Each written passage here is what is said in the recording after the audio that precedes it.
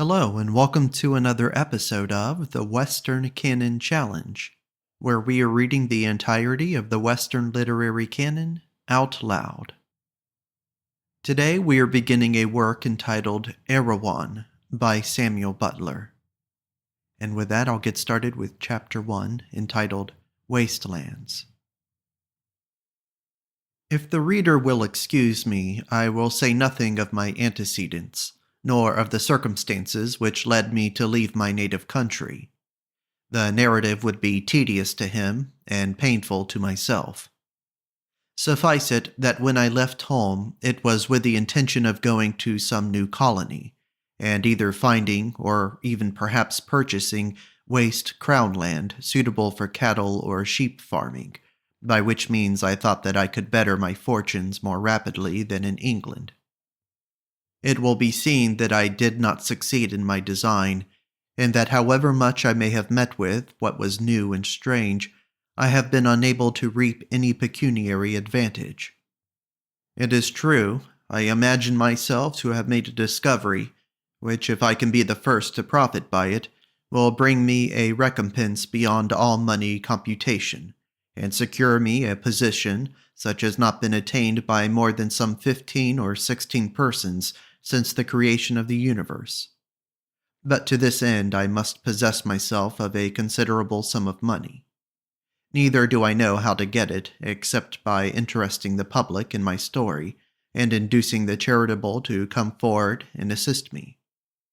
With this hope I now publish my adventures, but I do so with great reluctance, for I fear that my story will be doubted unless I tell the whole of it, and yet I dare not do so, lest others with more means than mine should get the start of me. I prefer the risk of being doubted to that of being anticipated, and have therefore concealed my destination on leaving England, as also the point from which I began my more serious and difficult journey. My chief consolation lies in the fact that truth bears its own impress, and that my story will carry conviction by reason of the internal evidences for its accuracy. No one who is himself honest will doubt my being so. I reached my destination in one of the last months of 1868, but I dare not mention the season, lest the reader should gather in which hemisphere I was. The colony was one which had not been opened up even to the most adventurous settlers for more than 8 or 9 years, having been previously uninhabited, save by a few tribes of savages who frequented the seaboard. The part known to Europeans consisted of a coastline about 800 miles in length, affording 3 or 4 good harbors, and a tract of country extending inland for a space varying from 200 to 300 miles until it reached the offshoots of an exceedingly lofty range of mountains, which could be seen from far out upon the plains, and were covered with perpetual snow. The coast was perfectly well known, both north and south of the tract to which I have alluded, but neither direction was there a single harbor for 500 miles, and the mountains, which descended almost into the sea, were covered with thick timber, so that none would think of settling. With this bay of land, however, the case was different. The harbors were sufficient. The country was timbered, but not too heavily. It was admirably suited for agriculture. It also contained million on millions of acres of the most beautifully grassed country in the world, and of the best suited for all manner of sheep and cattle. The climate was temperate and very healthy. There were no wild animals, nor were the natives dangerous, being few in number and of an intelligent, tractable disposition. It may be readily understood that when once Europeans set foot upon this territory, they were not slow to take advantage of its capabilities. Sheep and cattle were introduced and bred with extreme rapidity. Men took up their 50,000 or 100,000 acres of country, going inland one behind the other, till in a few years there was not an acre between the sea and the front ranges which was not taken up, and stations either for sheep or cattle were spotted about intervals of some 20 or 30 miles over the whole country. The front ranges stopped the tide of squatters for some little time, It was thought that there was too much snow upon them for too many months in the year, that the sheep would get lost, the ground being too difficult for shepherding, that the expense of getting wool down to the ship's side would eat up the farmer's profits, and that the grass was too rough and sour for sheep to thrive upon. But one after another determined to try the experiment, and it was wonderful how successfully it turned out. Men pushed farther and farther into the mountains, and found a very considerable tract inside the front range, between it and another which was loftier still, though even this was not the highest, the great snowy one which could be seen from out upon the plains. The second range, however, seemed to mark the extreme limits of pastoral country, and it was here at a small and newly founded station that I was received as a cadet, and soon regularly employed. I was then just 22 years old. I was delighted with the country and the manner of life. It was my daily business to go up to the top of a certain high mountain and down one of its spurs onto the flat, in order to make sure that no sheep had crossed their boundaries. I was to see the sheep, not necessarily close at hand, nor to get them in a single mob, but to see enough of them here and there to feel easy that nothing had gone wrong. This was not a difficult matter, as there was little more than 800 of them, and being all breeding ewes, they were pretty quiet. There were a good many sheep which I knew, as 2 or 3 black ewes, and a black lamb or 2, and several others which had some distinguishing mark whereby I could tell them. I would try and see all these, and if they were all there, and the mob looked large enough, I might rest assured that all was well. It is surprising how soon the eye becomes accustomed to missing 20 sheep out of 200 or 300. I had a telescope and a dog, and would take bread and meat and tobacco with me. Starting with early dawn, it would be night before I could complete my round, for the mountain over which I had to go was very high. In winter it was covered with snow, and the sheep needed no watching from above. If I were to see sheep dung or tracks going down onto the other side of the mountain, where there was a valley with a stream, a mere cul-de-sac, I was to follow them and look out for sheep. But I never saw any, the sheep always descending onto their own side, partly from habit and partly because there was abundance of good sweet feed, which had been burnt in the early spring just before I came, and was now deliciously green and rich, while that on the other side had never been burnt, and was rank and coarse. It was a monotonous life, but it was very healthy, and one does not much mind anything when one is well. The country was the grandest that can be imagined.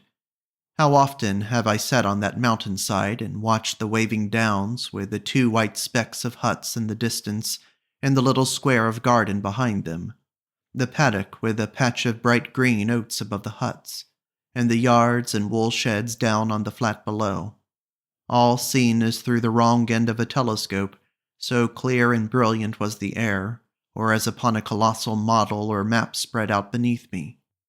Beyond the downs was a plain, going down to a river of great size, on the farther side of which there were other high mountains, with the winter snow still not quite melted, up to the river, which ran winding in many streams over a bed some 2 miles broad. I looked upon the second great chain, and could see a narrow gorge where the river retired and was lost. I knew that there was a range still farther back, that except from one place near the very top of my own mountain, no part of it was visible. From this point, however, I saw, whenever there were no clouds, a single snow-clad peak many miles away, and I should think about as high as any mountain in the world. Never shall I forget the utter loneliness of the prospect, only the little faraway homestead giving sign of human handiwork, the vastness of mountain and plain, of river and sky, the marvelous atmospheric effects, sometimes black mountains against a white sky, and then again, after cold weather, white mountains against a black sky, sometimes seen through breaks and swirls of cloud, and sometimes, which was best of all, I went up my mountain in a fog, and then got above the mist, going higher and higher. I would look down upon a sea of whiteness through which would be thrust innumerable mountain tops that looked like islands. I am there now as I write. I fancy that I can see the downs, the huts, the plain, and the riverbed, that torn pathway of desolation with its distant roar of waters. Oh, wonderful, wonderful, so lonely and so solemn, with the sad gray clouds above, and no sound save a lost lamb bleating upon the mountainside, as though its little heart were breaking. Then there comes some lean and withered old ewe, with deep, gruff voice and unlovely aspect, trotting back from the seductive pasture. Now she examines this gully, and now that, and now she stands listening with uplifted head, that she may hear the distant wailing and obey it. Aha! They see and rush towards each other. Alas, they are both mistaken. The ewe is not the lamb's ewe. They are neither kin nor kind to one another, and part in coldness. Each must cry louder and wonder farther yet. May luck be with them both, that they may find their own at nightfall. But this is mere dreaming, and I must proceed. I could not help speculating upon what might lie farther up the river and behind the second range. I had no money, but if I could only find workable country, I might stock it with borrowed capital and consider myself a made man. True, the range looked so vast that there seemed little chance of getting a sufficient road through it or over it, but no one had yet explored it, and it is wonderful how one finds that one can make a path into all sorts of places, and even get a road for pack horses, which from a distance appear inaccessible.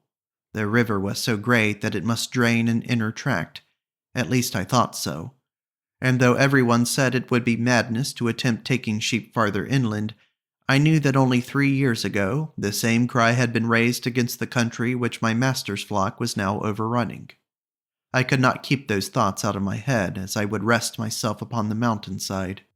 They haunted me as I went my daily rounds, and grew upon me from hour to hour, till I resolved that after shearing I would remain in doubt no longer, but saddle my horse, take as much provision with me as I could, and go and see for myself. But over and above these thoughts came that of the great range itself. What was beyond it? Ah, who could say?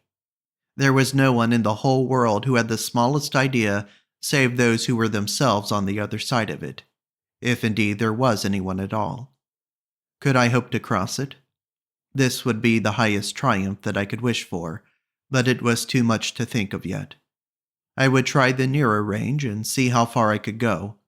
Even if I did find country, might I not find gold or diamonds or copper or silver? I would sometimes lie flat down to drink out of a stream, and could see little yellow specks among the sand. Were these gold? People said no. But then people always said there was no gold until it was found to be abundant. There was plenty of slate and granite, which I had always understood to accompany gold, and even though it was not found in paying quantities here, it might be abundant in the main ranges. These thoughts filled my head, and I could not banish them. Chapter 2. In the Wool Shed. At last shearing came, and with the shearers there was an old native whom they had nicknamed Chowbok, though I believe his real name was Kahabuka. He was a sort of chief of the natives, could speak a little English, and was a great favorite with the missionaries. He did not do any regular work with the shearers, but pretended to help in the yards, his real aim being to get the grog, which is always more freely circulated at shearing time. He did not get much, for he was apt to be dangerous when drunk, and very little would make him so. Still, he did get it occasionally, and if one wanted to get anything out of him, it was the best bribe to offer him. I resolved to question him, and get as much information from him as I could. I did so. As long as I kept to questions about the nearer ranges, he was easy to get on with. He had never been there, but there were traditions among his tribe to the effect that there was no sheep country, nothing, in fact, but stunted timber and a few riverbed flats. It was very difficult to reach, still there were passes. One of them up our own river, though not directly along the riverbed, the gorge of which was not practicable. He had never seen anyone who had been there, Was there not enough on his side? But when I came to the main range, his manner changed at once. He became uneasy and began to prevaricate and shuffle. In a very few minutes, I could see that of this too there existed traditions in his tribe, but no efforts or coaxing could get a word from him about them. At last I hinted about grog, and presently he feigned consent. I gave it to him, but as soon as he had drunk it, he began shamming intoxication, and then went to sleep, or pretended to do so, letting me kick him pretty hard and never budging. I was angry, for I had to go without my own grog, and had got nothing out of him. So the next day I determined that he should tell me before I gave him any, or get none at all. Accordingly, when night came, and the shearers had knocked off work and had their supper, I got my share of rum in a tin pannikin, and made a sign to Chowbok to follow me to the wool shed, which he willingly did, slipping out after me, and no one taking any notice of either of us. When we got down to the wool shed, we lit a tallow candle, and having stuck it in an old bottle, we sat down upon the wool bales and began to smoke. A wool shed is a roomy place, built somewhat on the same plan as a cathedral, with aisles on either side full of pens for the sheep, a great nave at the upper end of which the shearers work, and a further space for wool sorters and packers. It always refreshed me with a semblance of antiquity, precious in a new country, though I very well knew that the oldest wool shed in the settlement was not more than 7 years old, while this was only 2.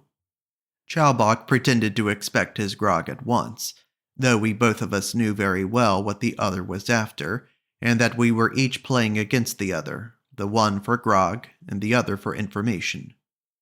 We had a hard fight. For more than 2 hours he had tried to put me off with lies, but had carried no conviction. During the whole time we had been morally wrestling with one another, and had neither of us apparently gained the least advantage. At length, however, I had become sure that he would give in ultimately, and that with a little further patience I should get his story out of him. As upon a cold day in winter, when one is churned, as I had often to do, and churned in vain, and butter cakes make no sign of coming, at last one tells by the sound that the cream has gone to sleep, and then upon a sudden the butter comes. So I had turned at Chowbok until I perceived that he had arrived, as it were, at the sleepy stage, and that with a continuance of steady, quiet pressure, the day was mine.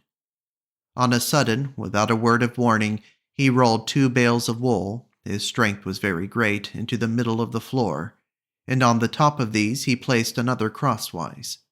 He snatched up an empty wool pack, and threw it like a mantle over his shoulders, jumped upon the uppermost bale, and sat upon it. In a moment his whole form was changed, his high shoulders dropped. He set his feet close together, heel to heel and toe to toe. He laid his arms and hands close alongside of his body, the palms following his thighs. He held his head high, but quite straight, and his eyes stared right in front of him. But he frowned horribly, and assumed an expression of face that was positively fiendish.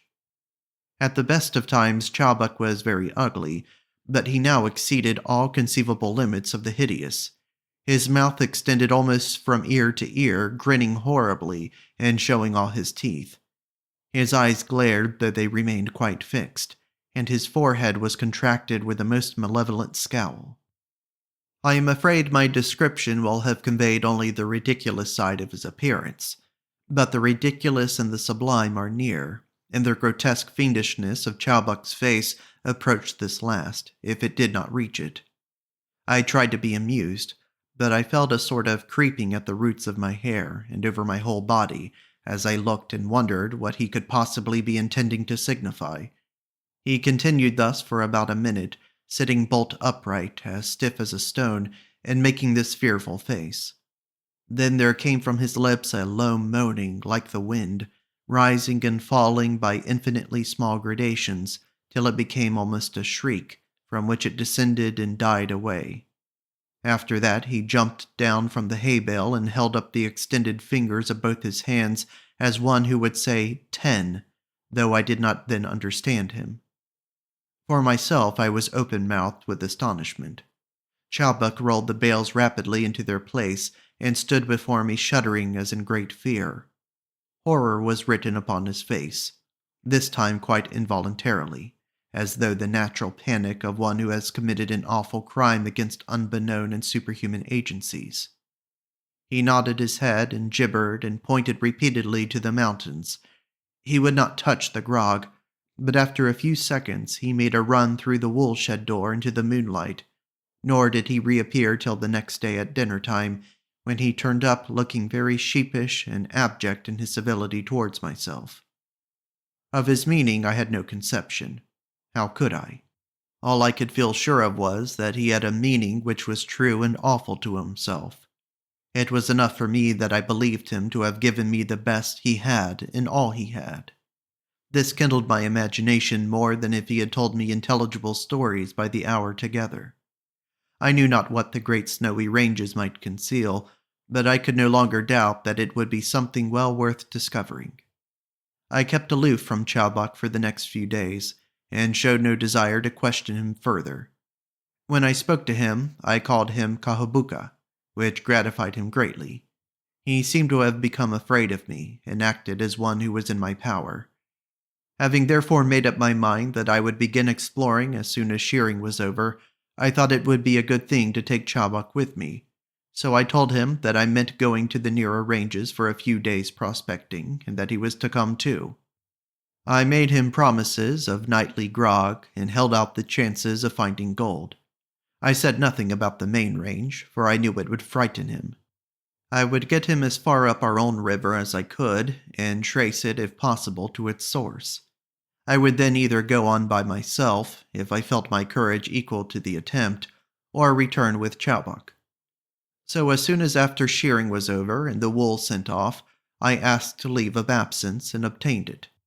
Also, I bought an old pack-horse and pack-saddle, so that I might take plenty of provisions and blankets and a small tent.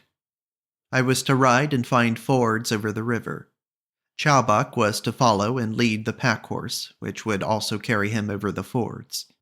My master let me have tea and sugar, ship's biscuits, tobacco, and salt mutton, with 2 or 3 bottles of good brandy. For as the wool was now sent down, abundance of provisions would come up with the empty drays. Everything being now ready, all the hands on the station turned out to see us off, and we started on our journey not very long after the summer solstice of 1870. Chapter 3. Up the River. The first day we had an easy time, following up the great flats by the riverside, which had already been twice burned, so that there was no dense undergrowth to check us, though the ground was often rough, and we had to go a good deal upon the riverbed. Towards nightfall we had made a matter of some 25 miles, and camped at the point where the river entered upon the gorge. The weather was delightfully warm, considering that the valley in which we were encamped must have been at least 2,000 feet above the level of the sea. The riverbed was here about 1.5 miles broad, and entirely covered with shingle, over which the river ran in many winding channels, looking, when seen from above, like a tangled skein of ribbon, and glistening in the sun. We knew that it was liable to very sudden and heavy freshets, but even had we not known it, we could have seen it by the snags of trees, which must have been carried long distances, and by the mass of vegetable and mineral debris, which was banked against their lower side, showing that at times the whole riverbed must be covered with a roaring torrent many feet in depth and of ungovernable fury. At present the river was low, there being but 5 or 6 streams, too deep and rapid for even a strong man to ford on foot, but to be crossed safely on horseback. On either side of it there were still a few acres of flat, which grew wider and wider down the river, till they became the large plains on which we looked from my master's hut. Behind us rose the lowest spurs of the second range, leading abruptly to the range itself, and at a distance of 1/2 mile began the gorge, where the river narrowed and became boisterous and terrible. The beauty of the scene cannot be conveyed in language. The one side of the valley was blue with evening shadow, through which loomed forest and precipice, hillside and mountain top, and the other was still brilliant with the sunset gold, The wide and wasteful river with its ceaseless rushing, the beautiful water birds too, which abounded upon the islets and were so tame that we could come up close to them, the ineffable purity of the air, the solemn peacefulness of the untrodden region. Could there be a more delightful and exhilarating combination? We set about making our camp close to some large bush which came down from the mountains onto the flat, and tethered out our horses upon the ground as free as we could find it from anything round, which they might wind the rope and get themselves tied up. We dared not let them run loose, lest they might stray down the river home again. We then gathered wood and lit the fire. We filled in a tin pannikin with water and set it against the hot ashes to boil. When the water boiled, we threw in 2 or 3 large pinches of tea and let them brew. We had caught half a dozen young ducks in the course of the day, an easy matter, for the old birds made such a fuss in attempting to decoy us away from them, pretending to be badly hurt, as they say the plover does, that we could always find them by going about in the opposite direction to the old bird, till we heard the young ones crying. Then we ran them down, for they could not fly, though they were nearly full grown. Chowbuck plucked them a little and singed them a good deal. Then we cut them up and boiled them in another pannikin, and this completed our preparations. When we had done supper, it was quite dark. The silence and freshness of the night, the occasional sharp cry of the wood-hen, the ruddy glow of the fire, the subdued rush of the river, the somber forest, and the immediate foreground of our saddles, packs, and blankets made a picture worthy of a Salvator Rosa or a Nicolas Poussin. I call it to mind and delight in it now, but I did not notice it at the time. We next to never know when we are well off. But this cuts 2 ways, for if we did, we should perhaps know better when we are ill off also, and I have sometimes thought that there were as many ignorant of one as of the other. He who wrote, "Oh, how fortunate farmers are if they know their own good," might have written quite as truly, "Oh, how unfortunate farmers are if they know their own evil." And there are few of us who are not protected from the keenest pain by our inability to see what it is that we have done, what we are suffering, and what we truly are. Let us be grateful to the mirror for revealing to us our appearance only. We found as soft a piece of ground as we could, though it was all stony, and having collected grass and so disposed of ourselves that we had a little hollow for our hip bones, we strapped our blankets around us and went to sleep. Waking in the night, I saw the stars overhead, and the moonlight bright upon the mountains. The river was ever rushing. I heard one of our horses neigh to its companion, and was assured that they were still at hand. I had no care of mind or body, save that I had doubtless many difficulties to overcome. There came upon me a delicious sense of peace, a fullness of contentment which I do not believe can be felt by any but those who have spent days consecutively on horseback, or at any rate in the open air. Next morning we found our last night's tea leaves frozen at the bottom of the pannikins, though it was not nearly the beginning of autumn. We breakfasted as we had supped, and were on our way by 6 o'clock.